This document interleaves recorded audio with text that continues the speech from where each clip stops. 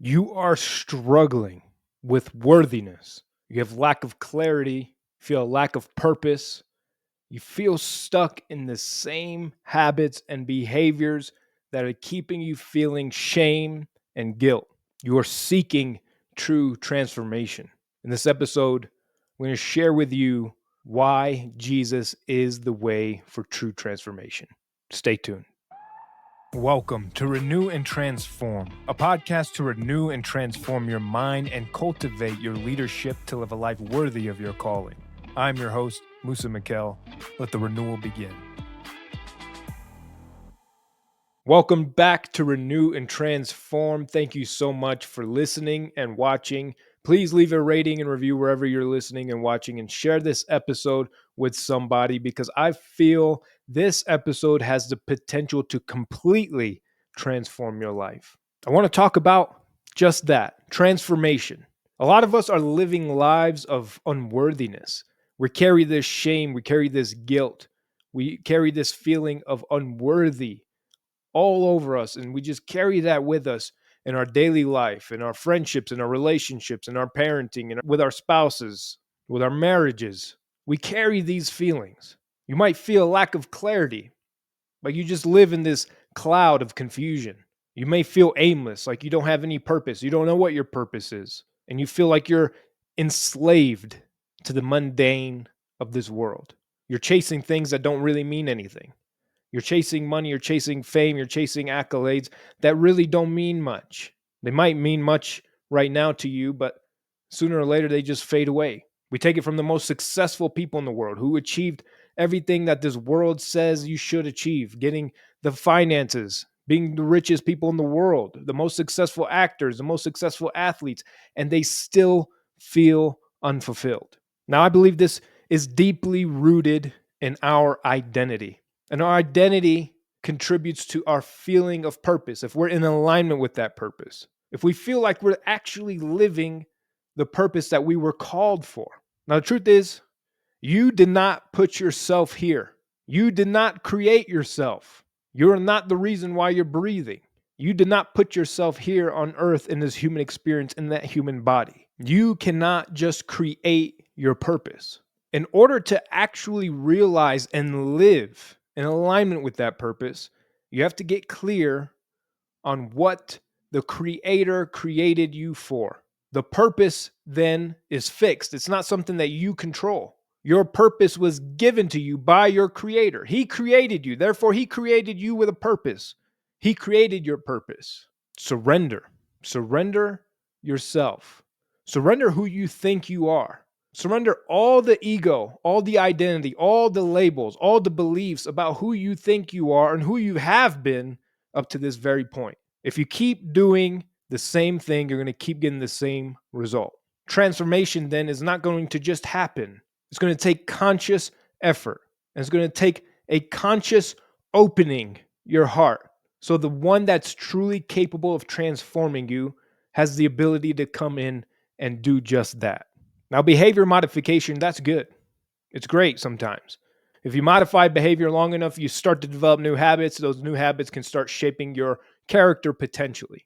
But true lasting transformation, it's a transformation of the mind and it's a transformation of the heart. True transformation comes from a transformed identity. It comes from a new identity. Jesus said in Matthew 16:24, "Whoever wants to be my disciple must deny themselves and take up their cross and follow me."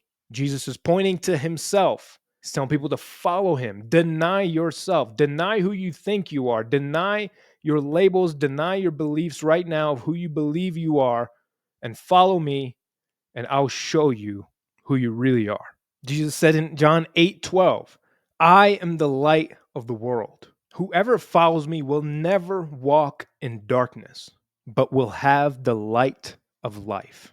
He is saying you let him in, and he will illuminate those dark places, those dark spots in your mind and in your heart and in your life. And you will never walk in darkness again. He is the light of the world. And a lot of times we're keeping our dark, dirty secrets in the basement or in the closet of our life. You're keeping that shame to yourself. You're keeping that feeling of guilt to yourself. You're not opening that up to anybody. You're not being open about your lack of purpose or your feeling of lack of purpose. You're not communicating your confusion, your lack of clarity in your life, your feeling of meaninglessness. Now, all those things are not true. Those are all lies. But if you start to think a thing long enough, you really start to believe it. Some of you are not even aware of the thoughts and the beliefs that you have and that you're repeating over and over in your mind unconsciously. You were made for more. You don't have to find your purpose. You have to just find your maker. And by finding your maker, you will live your purpose. It's like if I gave you a new invention that you've never seen before, some weird robotic machine, and you have no idea what it is, you won't know what the purpose of it is. But how will you? How will you know the purpose of this new invention? By talking to the creator of the invention or going into the owner's manual and reading it for yourself. God, in all his wisdom, created this owner's manual over hundreds of years to guide you every step of the way. And then he sent Jesus to make it as clear as possible that if you want to experience God, if you want to experience that love, if you want to experience that fullness of life that he came to give, if you want to experience that true peace, you follow him. Jesus also said in John 14:6, I am the way, the truth, and the life. No one comes to the Father except through me. To be intimate, to know God, to be close with God, to be one, to have true oneness and wholeness with God. Jesus is saying, I am the way. That through me you can have this. Without me you suffer. You suffer in this world finding your meaning, finding your purpose. The Bible also said all these things are vanity. It's meaningless. Just a toiling under the sun. Here one moment and gone with the wind. But what must we do? How do we genuinely transform? What do we do? Jesus says it in Revelation 3:20. Here I am, I stand at the door and knock. If anyone hears my voice and opens the door, I will dine with them and them with me. He is knocking at the door. He's trying to get your attention. He knows he can't force his way into your heart. How ridiculous would that be? It's like a crazy ex-lover breaking down your door and saying, love me. No, that's not love. God knows what love is. He is love. It has to be a conscious decision. It has to be a conscious invitation. He says, if you hear my voice, you'll open the door and I will come in and dine with you and you with me. That is a relationship aspect. It's not about accomplishing tasks and religious duties, but opening the door to your heart and allowing Jesus in. That is when your identity begins to shift. That's when you're able to deny yourself and follow him. Because now you have an intimate relationship. When you open the door and you let somebody in to the comfort of your home, you begin forming that bond. Through that bond, through knowing Christ, through knowing who he is, you begin to adopt the mindset of Christ. Just like anybody. If you spend more time with somebody, you start to adopt the qualities of that person. The more time you spend with a certain person, the more you adopt their characteristics and their character traits and their mindset. Jesus is asking you to open the door and let him come in and spend time with him. Because the more time you spend with him, the more you adopt his heart, his mind. And the more of the mind of Christ you have, the more transformation you'll see. And you'll begin to carry that new identity. When you allow your ego and your identity to truly die, when you let this old self die, the way the old me used to think, my old habits, the way I used to conduct myself, the way I used to carry myself, the lack of integrity I had, the aimlessness, the lack of purpose, the lack of clarity, this heavy sense of unworthiness that plagued me. When I let that person just die and I am open to receiving Christ and open to taking on this new identity, not to say I'm going to be perfect, but to say, Christ, I want you in my heart. I want to invite you in every area of my life because I've been trying to do it myself. I've been trying to do it the way I've wanted to do it or the way I've been conditioned by society to do it, and I have failed. How's that working for you? How is your way working for you? If you want true transformation, you have to let yourself die and take up a new identity. Jesus is knocking at the door. You just have to open and lay it down for him. Invite him into the areas of your heart. Invite him to your heart and your mind. Invite him inside your heart. Invite him to renew your mind. Be transformed by the renewing of your mind. Now, you're fighting a spiritual battle. You're going to need spiritual help. And Christ said, I left you a helper that's greater than I am. The Holy Spirit can do that for you. That can truly transform your mind. And through that transformation, through having that Spirit of God in you, you begin to shift the way you're thinking. Your mind is beginning to become a new creation, and you start having the mind of Christ, which leads into your relationships, which leads how you love, which leads how you lead, which leads to improving your relationships. It allows God to be seen through you. It allows you to love well. It allows you to have a truly service-related heart. It humbles you, knowing that I am not who created me. I did not put myself here.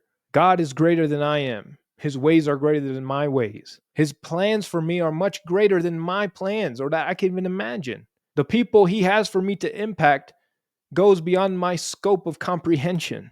Until you open the door to the light of the world, to shine the darkness away from your mind, your heart, and your soul, transformation will not exist. Jesus says, deny yourself. Deny yourself. Take up your cross and follow him because of the finished work of the cross, because of his power, because of the power of his Spirit that conquered death and conquered everything that you face right now, that is holding you hostage, that's keeping you enslaved, and that's keeping you spiritually dead. He conquered that. And he said, I am here to give you life and life in all its fullness. If you want to see the light of the world, you have to take your curtains down. You can't expect the light of the world to illuminate your home if you have all these blackout curtains on. If you want to stay in the dark, if you're hiding from that light, if you're closed out, if your windows are shut, if your curtains are up and your window blinds are closed, you can't expect that light to permeate inside your home. But when you open those curtains and Jesus is knocking on the outside, so bright, so full of light, he begins to let that light come into that dark space of your home, of your mind, of your heart, of your soul. If your home is just so full of this light, full of God's light, and your curtains are open, then that light not only illuminates inside that home, but it illuminates outside. You begin to let your light out of that place. And that light is actually God's light coming out of you. Until you truly open that door, until you truly give your heart to him and say, I need you. I'm tired the way my life is right now. I can't bear these burdens anymore. I need you. Come into my heart and transform me. Make me a new creation. Renew my mind. Fill me with your Spirit, because through that Spirit that conquered death, I can do all things. I can break these chains. I could find clarity in my life. I could live in alignment with the purpose you've given me. I will realize and actualize and declare my worthiness because of how you made me and you making me in your image. I'll claim that power and I'll claim that authority, but I first have to open that door. The gates of change can only be unlocked from the inside. God is knocking. You just have to open the door and give it to Jesus. You have all to gain and nothing to lose. God bless you. Thank you for tuning in. Be a light and share this with someone you love and care about. And please subscribe and leave a review so we can reach more people. And remember, do not conform to the pattern of this world, but be transformed by the renewing of your mind. Then you will be able to test and approve what God's will is, his good, pleasing, and perfect will.